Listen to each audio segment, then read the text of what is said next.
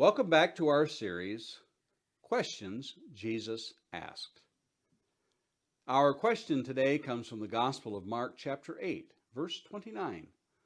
Who do you say that I am? To give our question its context today, we'll be reading verses 27 through 30 of Mark, chapter 8.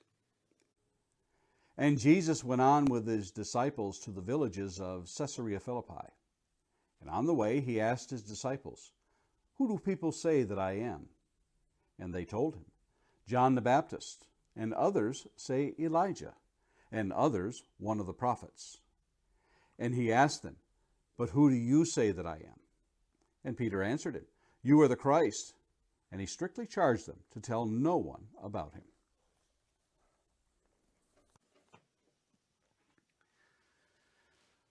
The courtroom scene is tense. The drama is building. The lawyer is pressing harder and harder with the questions to the witness on the stand. The defense asks a question in which the witness may be reluctant to answer.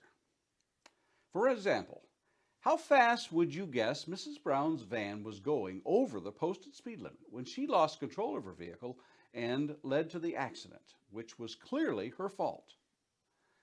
The prosecutor might then reply, Your Honor, I object, leading the witness. Or how about this? A witness is asked on the stand whether or not he knew that an incident occurred. He replies, My friend told me that it happened. He was there. At which point the lawyer for the other side would stand and declare to the judge, Your Honor, I object, hearsay. These might be typical scenes carried out in the genre of courtroom dramas we see in movies and on TV. The reality is, these very rarely occur. Most legal work doesn't occur in court.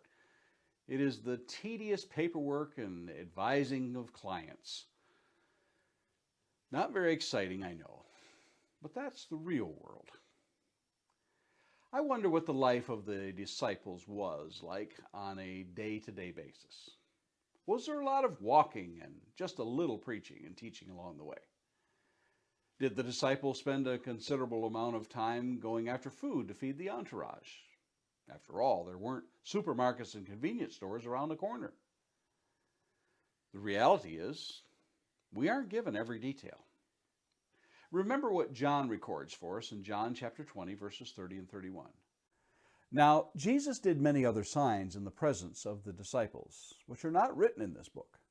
But these are written so that you may believe that Jesus is the Christ, the Son of God, and that by believing you may have life in his name. And again in the Gospel of John in chapter 21, verse 25. Now there are also many other things that Jesus did. Were every one of them to be written? I suppose that the world itself could not contain the books that would be written. There were times when only the three disciples, Peter, James, and John, went with Jesus while the others stayed behind.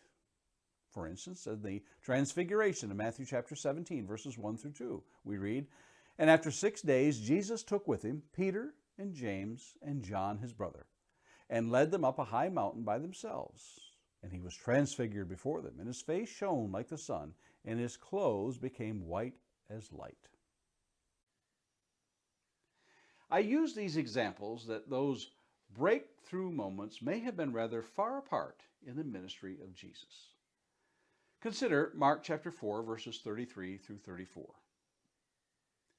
With many such parables he spoke the word to them, as they were able to hear it. He did not speak to them without a parable, but privately to his own disciples he explained everything.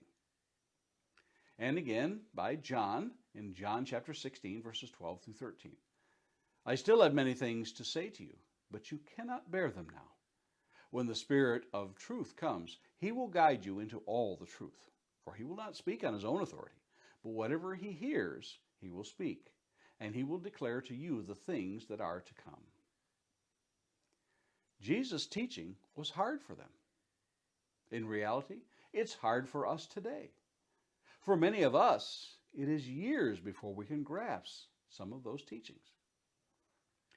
In today's question, which will forever be linked to the question asked just previously, who do people say that I am? Jesus has a real breakthrough moment in his ministry and in the life of his disciples. These two questions must be linked together, for it is in these two that it is made clear how one must come to the Christ, the Messiah, the Anointed, the Holy One of God. Who do you say that I am? Jesus is not leading the disciples. He's not expecting them to believe based on hearsay. Each of the synoptic gospels, synoptic means seeing the same, Matthew, Mark, and Luke, record this conversation. The exact questions, the same admonition to tell no one after the admission. A 1, perhaps 2-minute conversation at the most. Yet in this moment of truth is contained a truth of such magnitude that volumes have been written and spoken about this encounter. Matthew alone records these words by Jesus after Peter's confession in Matthew 16, verses 17 through 19. And Jesus answered him, "Blessed are you, Simon Bar-Jonah, for flesh and blood has not revealed this to you, but my Father who is in heaven. And I tell you, you are Peter, and on this rock I will build my church, and the gates of hell shall not prevail against it. I will give you the keys of the kingdom of heaven, and whatever you bind on earth shall be bound in heaven. Whatever you loose on earth shall be loosed in heaven." Flesh and blood has not revealed this to you, but my Father who is in heaven. It was not hearsay. They didn't believe what the crowds were telling them. Jesus didn't ask them, "Who do you say the one standing before you, born of a virgin through the miraculous conception, that walked on water, raised the dead, and feeds the 5,000 with but a few fish and 5 loaves of bread?" In that case, we might object, "Leading the witness, Your Honor." But in a moment's time, without prompting, he asked them the question, "Who do you say that I am?" How did God reveal this to his disciples exactly? In dreams? A booming voice from the sky? Handwriting on the wall? Not necessarily. They would not have surmised this by Jesus' lowly lifestyle, by his being raised in an obscure village in Galilee. He was not a king in the sense of a royal palace. No, they would not have deduced that Jesus was Messiah by these or other flesh and blood means. Jesus clearly told his disciples in John chapter 5, verses 19 through 20, "Truly, truly, I say to you, the Son can do nothing of his own accord, but only what he sees the Father doing. For whatever the Father does, that the Son does likewise. For the Father loves the Son and shows him all that he himself is doing. And greater works than these will he show you him, so that you may marvel." The Father revealed that Jesus was the Messiah by the works he did among them. Jesus was revealed by the Father in the fulfillment of the prophecies they clearly saw.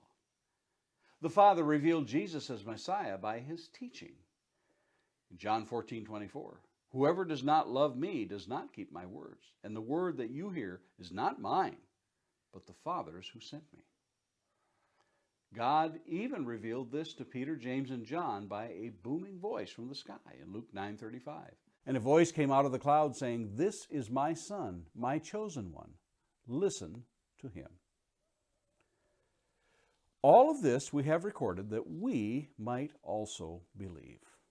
For so John tells us, remember? John 20, verse 31. "These are written so that you may believe that Jesus is the Christ, the Son of God, and that by believing you may have life in his name." And Peter said in 1 Peter chapter 1, verses 8 through 9, "Though you have not seen him, you love him. Though you do not now see him, you believe in him, and have rejoiced with joy that is inexpressible and filled with glory, obtaining the outcome of your faith, the salvation of your souls." And Paul says in Romans 10:17, "So faith comes from hearing, and hearing through the word of Christ."